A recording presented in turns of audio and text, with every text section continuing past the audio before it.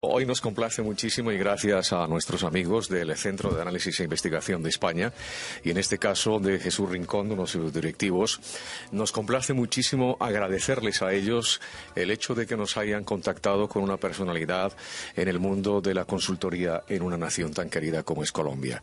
Don Jesús Rincón, bienvenido, muy buenas tardes, Hola, encantado buenas tardes de tenerle en estos micrófonos. A mí me gustaría que el señor Rincón nos explicase, hiciese de introductor de la personalidad de un hombre que ha enseñado muchísimo a los colombianos y también a los iberoamericanos todo lo relacionado con el mundo de la consultoría. Y quiero que don Jesús, si es tan amable, nos explique exactamente de quién se trata esta personalidad. Bueno, Carlos, yo creo que bueno es una persona... Carlos Lemoine, ¿no? Carlos Lemoine es una persona quizá, pues bueno, lo que se podría llamar en el Renacimiento el Homo universalis, ¿no? Es decir, una persona pues con una vocación hacia un conocimiento tanto científico como social como humano, ¿no? Es decir, es realmente una persona que aunque viene desde el mundo empresarial, tiene una clara vocación hacia los temas que tienen que ver pues con todo tipo de cosas que engloban a la personalidad del ser humano, ¿no? Desde el punto de vista pues de las artes, él es licenciado en matemáticas, además, aunque tenga una parte científica, pues tiene también una parte de humanidades pues bastante importante. Y yo creo que desde ahí quizá ha construido un poco el juntar y el darle quizá esa poética. Es un hombre siempre muy poético en sus conclusiones y en sus puntos de vista, aunque sea siempre con el objetivo hacia cuestiones empresariales, ¿no? Es decir, siempre busca la solución empresarial, pero siempre quizá con ese punto poético, ¿no? de visión de las cosas, que muchas veces, pues, esa parte lírica es muchas veces quizá lo que nos une, ¿no? Porque siempre quizá nos pueden desunir cuestiones políticas, nos pueden desunir siempre cuestiones matemáticas, ¿no? Que no siempre se está de acuerdo muchas veces con los resultados que se obtienen, porque hay muchos procedimientos de obtenerlos. Pero quizá siempre hay un camino y hay un hilo siempre conductor, que es un poco la parte quizá que nos une, ¿no? Que es quizá la parte más humana, que es cuando se intenta llegar a puntos de acuerdo desde un punto de vista quizá emocional, ¿no? Que es el lenguaje quizá universal, ¿no? Es un poco lo que siempre hemos hablado, es decir, podemos estar en desacuerdo con muchas cosas, pero todos estamos de acuerdo en que queremos mucho a nuestras madres, ¿no? Y desde ahí siempre es un punto para empezar a construir cosas. Jesús me lo está poniendo muy fácil, doctor Lemoine. Don Carlos, muy buenas tardes, bienvenido. Buenas tardes. Encantado de tenerlo. Un gran privilegio para mí poder compartir con ustedes estos momentos. De mí puedo decir que le he dedicado mucho el tiempo a la conversación, digamos, es como el tema que me apasiona y que me he vuelto evangelista de la conversación. Y como consecuencia también del oficio que tengo de hacer encuestas en Latinoamérica, porque las encuestas son formas de conversación entre la opinión pública, entre la gente común y corriente y sus dirigentes. Está clarísimo, sin demoscopia no nos conoceríamos, ¿no? Es un carnet de identidad que, como su nombre lo está diciendo, en las palabras que estoy pronunciando, identifica sociológicamente el estado en el que nos encontramos ahora mismo, ¿no? Sí, se dice que uno oye en la emoción, ¿no? Entonces la conversación tiene que tener ese soporte básico, la emoción, ¿no? Tú comienzas a conversar con una persona cuando te sintonizas con su sentimiento, con cómo está su ánimo, cómo está su corazón. Su alma, a partir de que tú te pones en sintonía con el sentimiento de la persona, comienzas a dialogar, comienzas a construir. Y ahí hay, digamos, hay dos tipos de conversaciones básicas, que son la conversación práctica, dijéramos, que busca acuerdos, que busca acción. Y hay una conversación que es la conversación de apertura de mundos, que es lo que podríamos llamar la conversación poética. Y es digamos, ahí donde se hace la unión de la condición humana, digamos, ¿no? Que a la larga la gente va entendiendo que tenemos un destino común, que en esa conversación poética de construcción de... Bueno, está claro que el doctor Lemoine, Rocío y don Jesús son unos auténticos poetas de la demoscopia, poetas de la sociología, en los que se pueden concentrar, debido a sus empresas, una cantidad de datos que están acompañados, además, son producto de sentimientos, de emociones de los pueblos, que en este caso, por ejemplo, de España, se conjugan muy bien en momentos como los que estamos viviendo, ¿no? El momento de los pactos. ¿Por qué los líderes políticos están con tanto tacticismo en este momento y por qué no se centran en una mesa ya dejando a un lado, si es que tienen que dejar los orgullos, y poniendo sobre la mesa quizá ese lado de poesía, pensando en una patria llamada España, ¿no? Don Jesús, no sé usted qué piensa en este momento. O a lo mejor me dice usted, estás totalmente equivocado, Carlos, y realmente lo que hay que buscar es el razonamiento frío y sin sentimientos en un momento tan delicado como el que está viviendo este país, donde no hay gobierno ahora mismo. ¿Usted qué opina al respecto? Bueno, es complicada la pregunta, es quizá más complicada que la respuesta, ¿no? Pero yo creo simplemente que, bueno, pues evidentemente cada uno tiene su estrategia. Al final, cuando hablamos de política, sobre todo en estos momentos, más que política real, estamos en... Quizá han inventado un nuevo término, ¿no? Porque hasta ahora estaban las precampañas, las campañas, pues ahora hemos inventado las poscampañas, ¿no?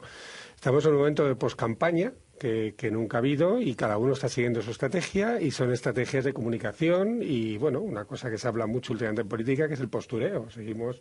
La política ha pasado a ser algo de postureo. Creo que cada uno de ellos cree que ha recibido un mandato de sus votantes y cada uno de ellos creo que está haciendo una postura de lo que cree que sus votantes le están pidiendo, ¿no? Quiero decir con esto que más allá de los intereses generales o de la política que quizá ya se haya hecho, quizá ya se haya pactado en los despachos, muy posiblemente, entiendo que lógicamente hay que fundamentar de cara a la población y de cara a la democracia que evidentemente pues hay cosas que los votantes nunca aceptarían, pactos que nunca serían aceptados, por lo menos en condiciones directas, y sé que crear el ambiente, ¿no? Hay que crear quizá el ambiente en donde yo llevo el diálogo, pero sé que no me va a llevar a ninguna parte, pero tengo la obligación de abrirlo, o viceversa. Es decir, o aunque me han dado el diálogo, tengo que decir que no hay diálogo. No sé si me explico. Es decir, estamos un poco, yo creo, en proceso de poscampaña. Yo creo que una de las cosas que hablaba el otro día con un cliente es que los procesos de opinión hay una transformación muy rápida y un cambio muy rápido. Estábamos el otro día con un cliente que, bueno, tiene un negocio, ¿no? Y empezamos a detectar un pequeño movimiento, quizá social, ¿no?, en contra de la ética, en teoría, de su negocio. Es decir, evidentemente es un negocio totalmente ético, lícito y normal, ¿no? Pero bueno, se empiezan a dar una serie de circunstancias. Entonces me preguntaba el otro día y me decía, oye, solamente hay un 10% que está en contra de nosotros, únicamente por cuestiones emocionales, no racionales. ¿De acuerdo? Me decía, ¿y esto es preocupante? Digo, pues la verdad es que no lo sé.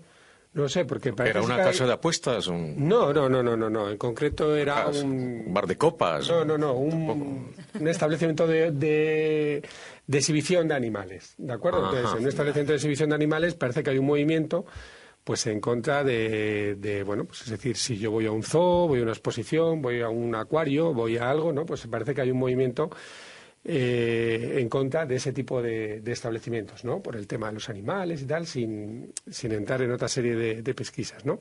Entonces, bueno, el tema está simplemente que me decía, bueno, ¿y esto es preocupante? Digo, no lo sé.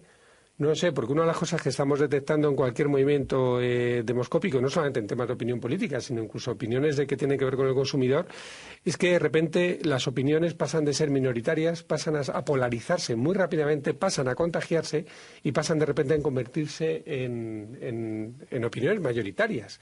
Y muchas veces son opiniones mayoritarias simplemente desde el punto de vista de la emoción, no desde el punto de vista de la razón, ¿no? O de un proceso racional, o de un proceso...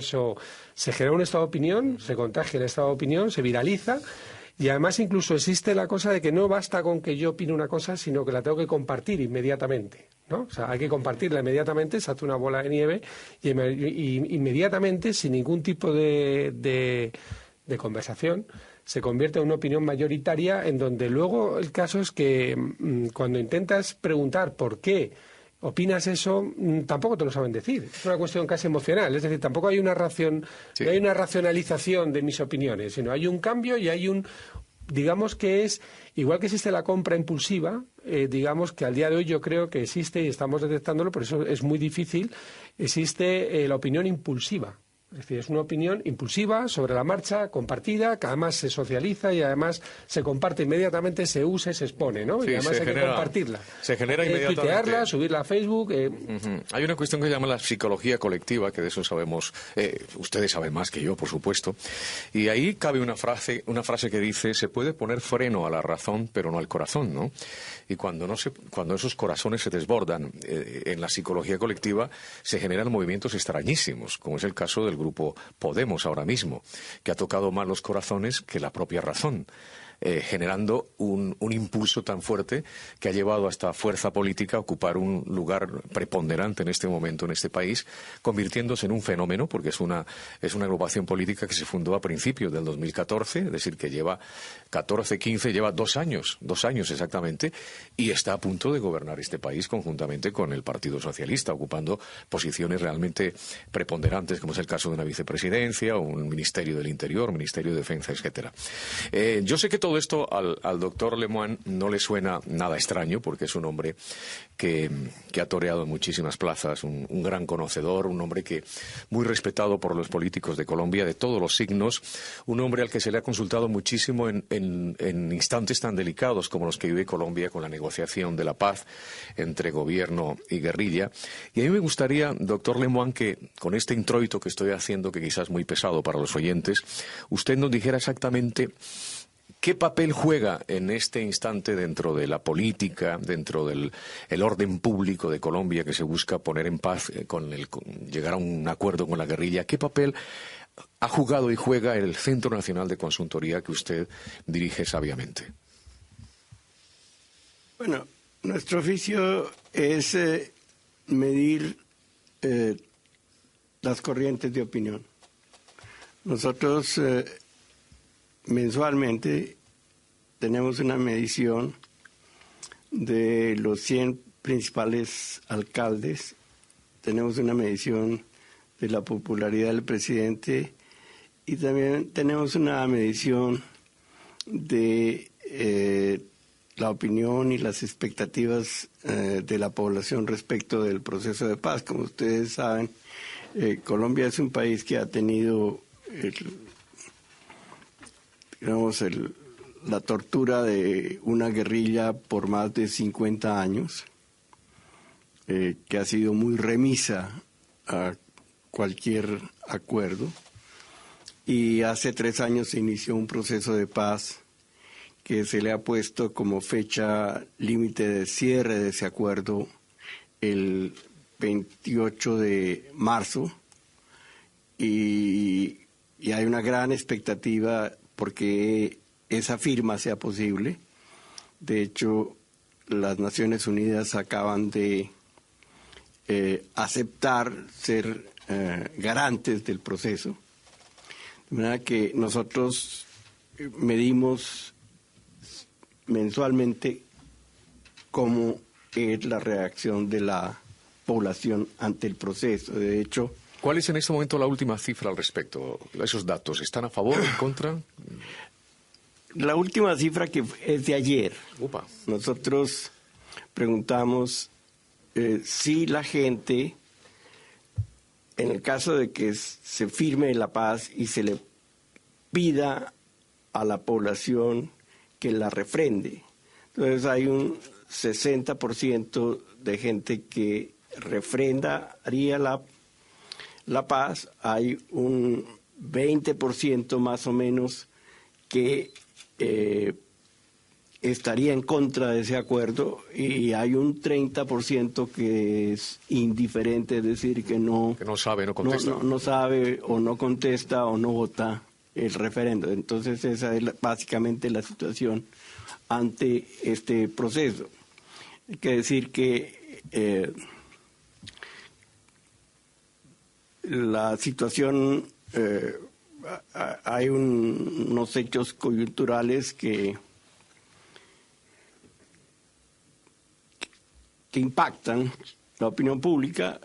El gobierno acaba de vender una Isagen, que era una empresa pública supremamente importante, y eso ha sido un poco no le ha gustado controversial a los ciudadanos, ¿no? Y entre otras cosas se dice que lo vendió para poder financiar el proceso. El proceso, cual eso ha determinado un poco la... Doctor Lemoine, cuéntenos anécdotas. ¿Ustedes han llegado a, me imagino, ¿se equivocan poco las casas de encuestas o se equivocan mucho últimamente? Las casas de encuestas no se equivocan. Lo que pasa es que nosotros jugamos con la probabilidad. ¿Sí? Hay unos márgenes, sí, claro, por supuesto. Entonces, es como el caso de los meteorólogos. Dicen un pronóstico que tiene una cierta probabilidad de cumplirse, pero es eso es lo que nosotros ofrecemos. Nosotros no ofrecemos certezas en manera alguna. Nosotros no decimos el resultado electoral será tal. Es muy difícil. No, nosotros decimos con el 95% de probabilidad porque el resultado electoral será tal. Porque como decía Jesús, se juega con las emociones, ¿no? Y es muy difícil. No solamente... Al final el individuo que va a votar en el último momento se puede arrepentir. Exacto, existen mil cosas.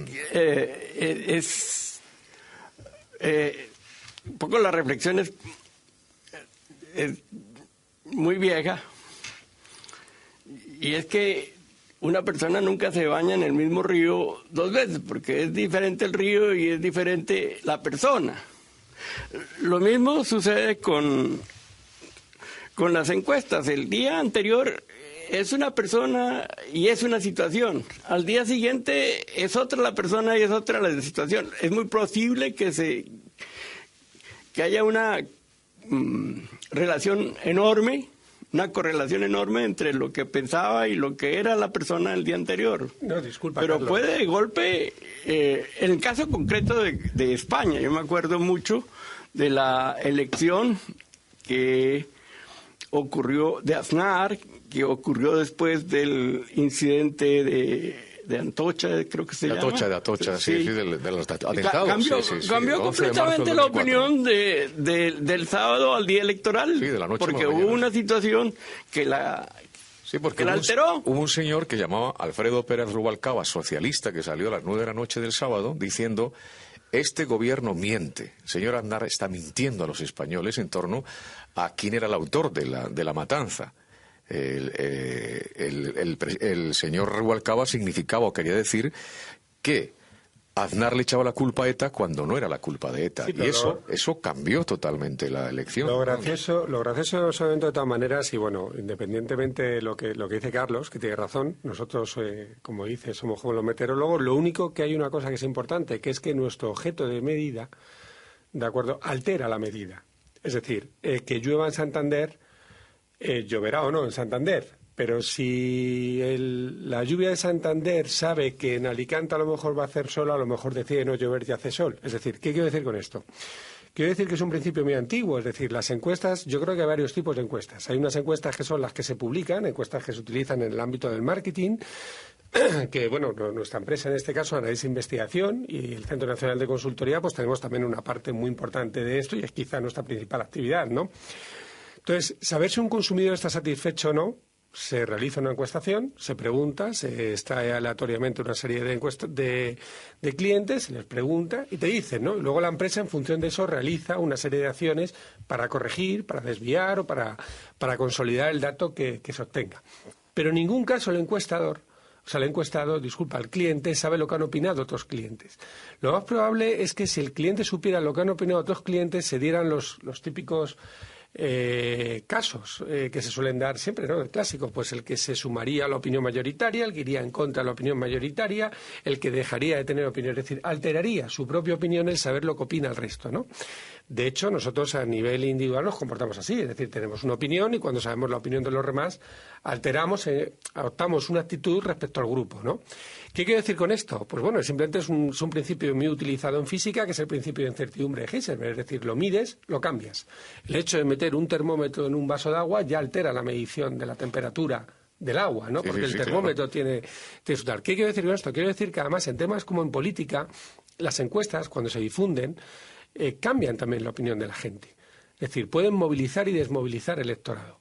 Yo recuerdo que, bueno, yo en mi anterior trabajo trabajaba en una empresa importante de España de encuestas, mayoritariamente electorales, y bueno, pues en las encuestas en la mayoría absoluta Aznar del año 2000, ninguna le daba mayoría absoluta, ¿no?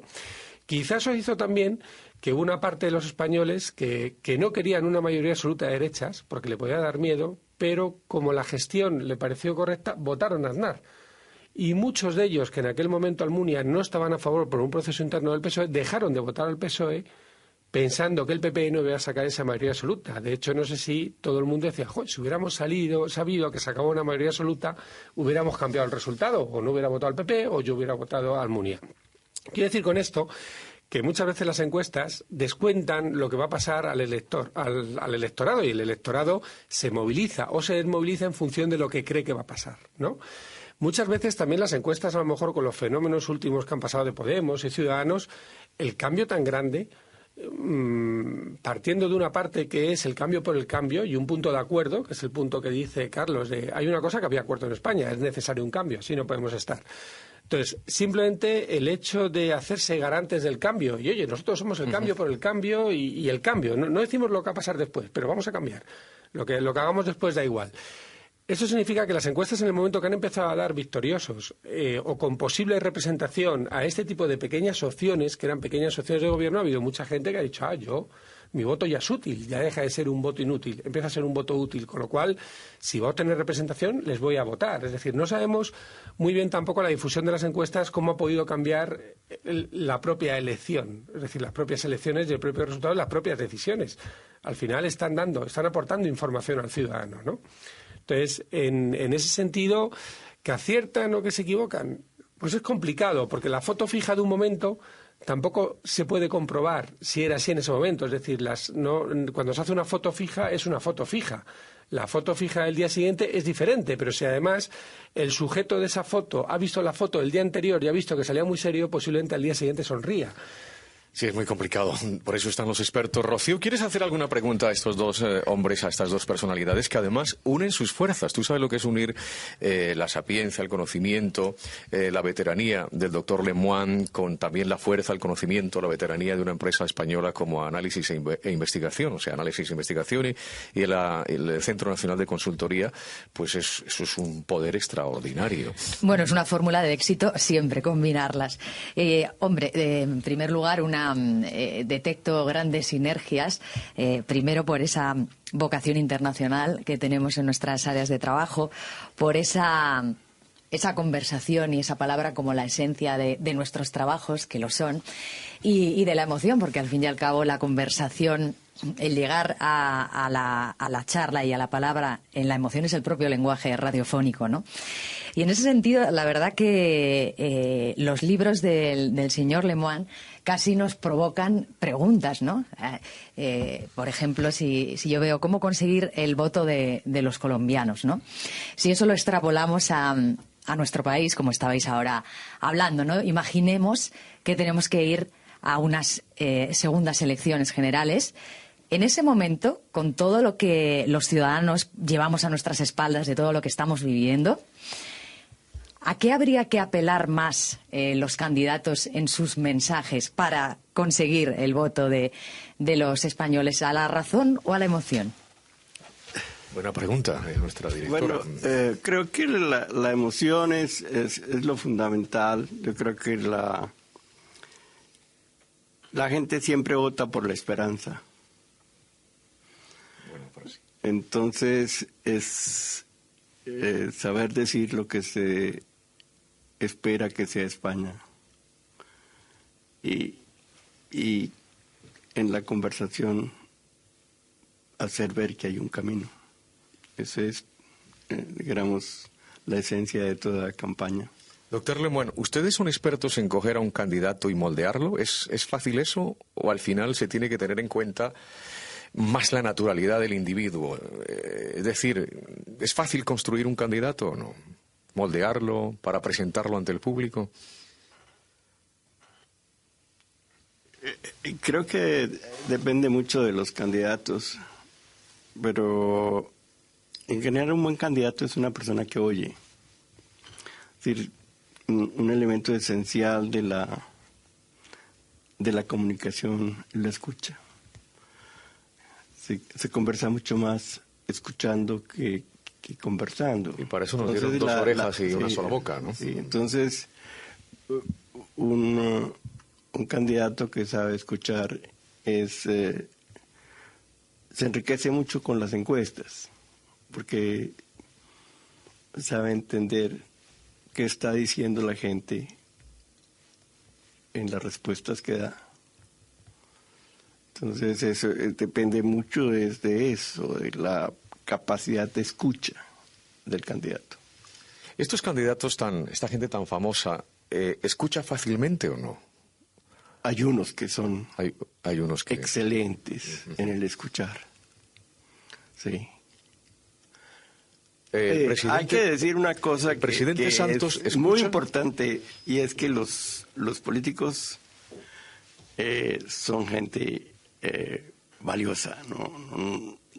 En general, el conversar sobre los políticos siempre se habla mal de ellos, pero cuando uno está cerca de ellos por mucho tiempo, uno ve que son animales que trabajan muy fuerte y que ponen mucho interés en lograr sus metas. Voy a hacer una pregunta, no sé si es comprometida, doctor Lemoine, pero si me la quiere contestar, yo hago la pregunta que es mi obligación. ¿Quién escuchaba más o escucha más, Santos o Uribe? ¿Quién escucha con más atención? Usted que los conoce perfectamente. Aquí ahí lo digo, nadie nos está escuchando, lo digo abiertamente, creo que Santos es mucho más permeable a oír a la gente, entre otras cosas porque él ha definido, son como dos estilos completamente distintos. Uno que es el de Santos, que está buscando a todo momento convergencias con un propósito, y el de Uribe, que es un líder que dice para dónde va y dice: el que quiera caminar este camino, únase a mí. ¿Sí? Entonces son dos líderes muy, muy opuestos en su concepción del liderazgo, ¿no? Fíjense ustedes la importancia ahí del conocimiento de las gentes que asesoran, ¿no, Jesús? Jesús. Cuando tienes dos personalidades distintas en la forma de hacer política o de atender o de escuchar, ¿no? Ahí es donde tiene que jugársela la persona que asesora, en este caso gente como vosotros, ¿no? Tenéis que tener una psicología muy grande y un tacto exquisito también para... O no tan exquisito, sino más contundente, porque al fin y al cabo para eso le pagan a un asesor, ¿no? Bueno, nosotros muchas veces simplemente lo que somos portavoces de lo que la gente opina. Tampoco, luego nosotros muchas veces lo que la gente opina, tenemos quizá muchas veces las claves, pero que las claves siempre nos las da el cliente, siempre. Pero podemos tener la experiencia de, después de haber dicho a mucha gente de su negocio lo que sus clientes opinan, y ellos haber decodificado lo que sus clientes opinan, porque hay clientes, como dice el doctor Lemoine, que tienen esa capacidad de escuchar a sus clientes y darles lo que los clientes quieren y lo que los clientes les demandan. Si es verdad que acabas aprendiendo lo que los clientes quieren decir, aunque sea de un sector que nunca hayas trabajado en él, y muchas veces sí tiendes a ayudar al que quiere escuchar siempre, pues lo que sus clientes le están demandando en base a la decodificación que has visto que han realizado ciertos directivos en sus mercados y en sus empresas, ¿no? Pero la gente, si la preguntas, tiende a responder. Y eso es una cosa importante. Y yo creo que sobre todo forma parte un poco del carácter latino, ¿no? General. Y quizá, pues bueno, preguntas a un cliente sobre qué es lo que quiere. La gente tiene claro lo que quiere. Puede no tener claro cómo conseguirlo, pero qué es lo que quiere lo tiene claro. Eso es verdad. Pero muchas veces los directivos, cuando vas con resultados, en algunas ocasiones los hay que, como dice el doctor, toman nota, escucha y utilizan la encuesta para aprender, para tomar nota y para tomar acciones, y sacan además una ventaja competitiva, porque el saber y el escuchar a tus clientes es siempre una ventaja competitiva respecto a tu competencia, ¿no? Pero hay otros que no están más, no escuchan, es decir, no creen que los clientes están equivocados. Entonces, bueno, te encuentras de todo, pero la mayoría yo creo que lógicamente nos pagan por hacer este trabajo porque quieren escuchar y porque muchas veces no pueden escuchar directamente. Necesitan un interlocutor intermedio, aparte ya de una metodología lógicamente social y científica, como es el muestreo, aleatorio, la encuestación. Pero necesitan a alguien intermedio y alguien, sobre todo, que dé una opinión objetiva o que recoja de forma objetiva, aparte de forma científica, esas opiniones para que se las cuente, ¿no? Sí, ahí aparece pero la figura del consultor, claro. La decodificación de lo que quieren decir son ellos. Rocío, ellos entienden mejor que nadie a su... Rocío, ¿sabes lo que quieres? Yo sé lo que quiero y cada día doy un paso más para conseguirlo. Yo sé. Y sobre todo decir a nuestros invitados, a tus invitados, a Carlos y a Jesús, que notarán un efecto en este programa de las tardes, y es que tenemos un toque eminentemente optimista, no lo podemos evitar. Y en ese sentido, ya verán cuando se vayan, que se van un poquito más optimistas, me estaba fijando en un barómetro que el Centro Nacional de Consultoría sacó en relación a esto y a los colombianos, ¿no? Que Colombia es un país de gente feliz, pero no optimista. Y en este sentido, sí quería preguntar, en el caso de Jesús, ¿qué motivos ves ahora en nuestro país? ¿Qué motivos, qué razones que le incitan al optimismo? Y para Carlos sería lo mismo, pero poniéndonos en Colombia. A ver, don Carlos, dice Rocío que Colombia es un país de gente feliz, pero no optimista. ¿Está usted de acuerdo? Sí, la explicación de la felicidad que ha sido como tradicional en el pueblo colombiano, dijéramos, cuando se hacen barómetros de felicidad, de estar muy bien rankeado, procede de las relaciones. En realidad uno es feliz es porque tiene unas buenas relaciones. ¿Tiene alguna relación, una anécdota del biólogo Maturana, que alguna vez le preguntaron si él había tenido miedo en la vida? Y él dijo, nunca, porque mi mamá siempre me quiso. Qué bonito. ¿No? Entonces, son esos cariños que te fortalecen, que te llevas en el alma, los que te hacen feliz toda la vida. No es el PIB, ni el porcentaje de crecimiento del PIB lo que te hace feliz. Esa es Ahora, obviamente, el país, Colombia, tiene motivos de optimismo en cuanto que hay una expectativa muy cierta y muy clara de dejar atrás 50 años de guerra. Y obviamente tiene los nubarrones que la prensa internacional trae todos los días, de que el precio del petróleo baja, y obviamente Colombia es un país que produce 1 millón de barriles diario, y obviamente su costo de producción es de $30, y obviamente cuando el precio del petróleo se pone a 28, 29, imagínate. Era de 90 o de 100, pues tenía un ingreso de 30 millones diarios o de 50 millones diarios, y hoy por hoy no tiene ese ingreso y eventualmente puede llegar a tener un detrimento diario por cada barril que saque, puesto que el costo de producción hoy por hoy en el caso colombiano, es superior al costo en el mercado, al precio en el mercado del producto. Entonces, en ese sentido, hay unos ciertos nubarrones que la gente entiende que va a afectar su condición económica este año. Qué charla más interesante, no te quitamos más tiempo. Yo no sé si quedaba la respuesta de Jesús, y ya terminamos, Jesús. No, a ver, muy brevemente, Jesús, si eres tan amable. Muy brevemente, mira, yo creo que al igual que el pesimista siempre tiene una razón para ser pesimista, el optimismo es una forma de ver la vida, siempre hay algo a lo que agarrarse para ser optimista. Si en España podemos ser optimistas o pesimistas, yo creo que no en España no sé si somos tan felices. Yo creo que también en algún barómetro de estos también me suena haber estado entre los principales. No tan felices seguro como vosotros, pero es que hemos olvidado ser felices también. Es uno también de los problemas que hemos tenido. Jesús, ¿no? Es que en Colombia somos felices con una radio. Claro. Escuchando una cumbia. No, en serio. Aquí vemos demasiado la tele. Con una radio escuchando la cumbia y bailando ahí en el portal de la casa, eres feliz. En España yo creo que en algún momento también, es decir, también hemos llegado a ser muy felices, seguro, y quizá con menos.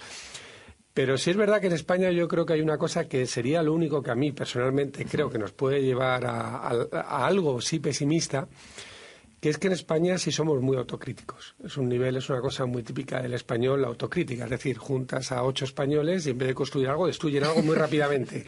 En eso siempre estamos de acuerdo, ¿no? Y siempre con muchos complejos hacia Europa y con muchos complejos hacia el mundo que nos ha rodeado y bueno, siempre somos muy... No, es que en Alemania son mejores, en tal son mejores. Siempre vamos con complejos por la vida, ¿no? Y yo creo que eso es un problema que tiene España y no lo ha perdido. Y quizá la parte de España que lo ha perdido, que quizás la gente más joven, donde no sabe de dónde viene este país y lo que era este país hace solo 30 años, no hace tanto,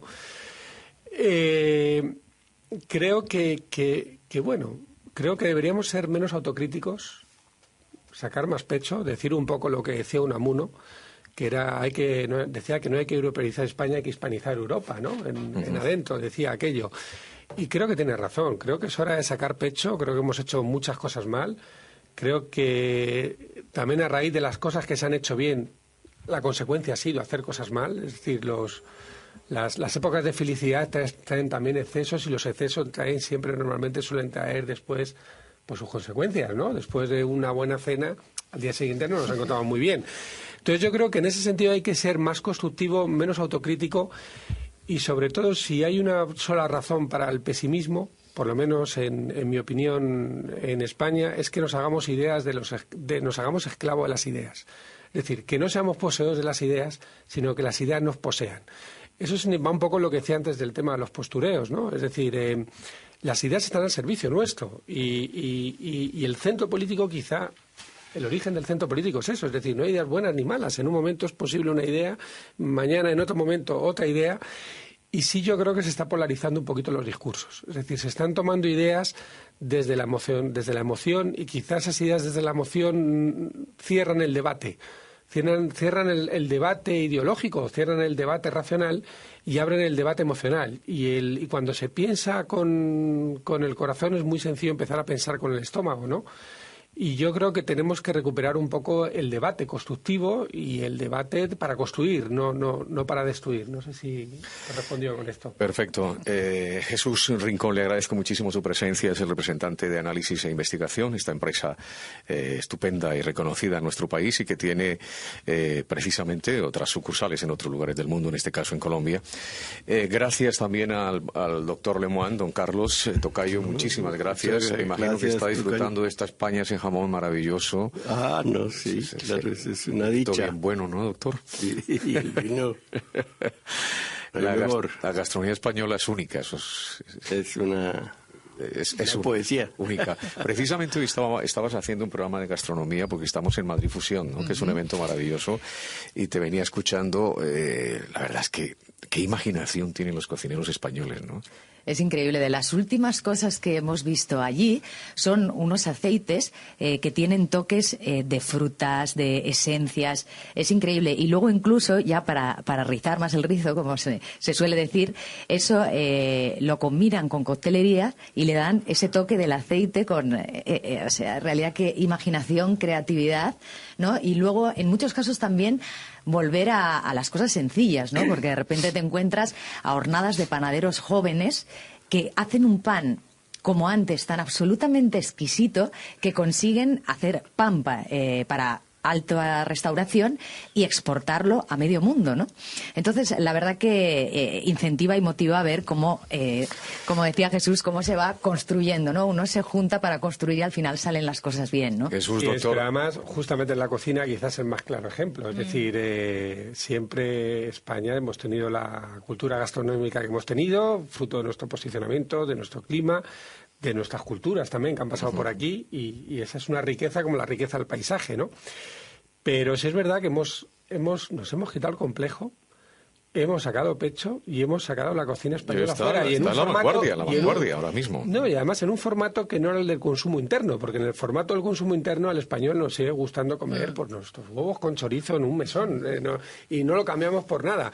Pero hemos sabido sacar pecho, quitarnos los complejos respecto a la comida italiana o a la comida francesa, sobre todo, y coger lo que es nuestro. A propósito, en este evento que se ha inaugurado, el país invitado es Colombia y Tailandia, ¿no? La comida colombiana, que es la comida, como dicen, la comida a descubrir, es como la llaman, ¿no? La comida a descubrir, sí. Que a mí me gustaría descubrirla algún día, señor Lemoine, porque me estoy perdiendo mucho, ¿no?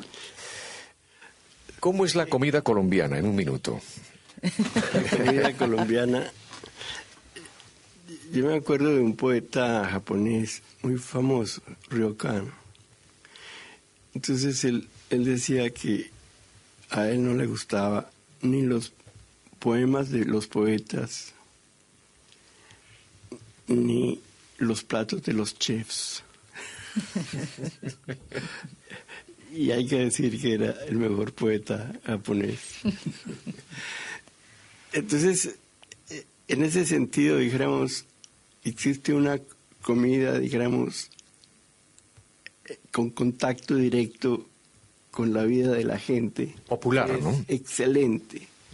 ¿No? Es una comida sencilla, pero de un exquisito sabor. Por ejemplo, en la costa, dijéramos, tú tienes el manejo de los mariscos de una manera sencilla, pero realmente de un excelente sabor. Lo mismo en cada región, dependiendo de sus productos, la gente sabe darles ese sabor que contacta toque, ¿no? con lo humano, ¿no? Y por eso puedo decir que la comida colombiana es exquisita, realmente. Decía alguien que la historia de la humanidad se ha hecho en torno a los pucheros, y es verdad. O sea, los grandes momentos para la paz, o para la guerra, para el amor, para el desamor, para la traición, siempre se han hecho al lado de los fogones, de los pucheros, ¿no? Por eso hoy queríamos sacar este apunte, basado fundamentalmente en el principio de tu espacio antes de llegar aquí a las 4:40 de la tarde. Estaba escuchando el resumen que habéis hecho de ese Madrid Fusión, que es un evento cada vez más conocido, no solamente en España, sino fuera de nuestras fronteras. Rocío, nos vamos. Te agradecemos muchísimo tu presencia en estos micrófonos. Ha sido un placer para nosotros disfrutarlo y hemos hecho aquí un buen puchero, sin duda ninguna. Ha sido Oye, ¿a ti qué te vuelve loca de la comida? ¿Qué te vuelve loca?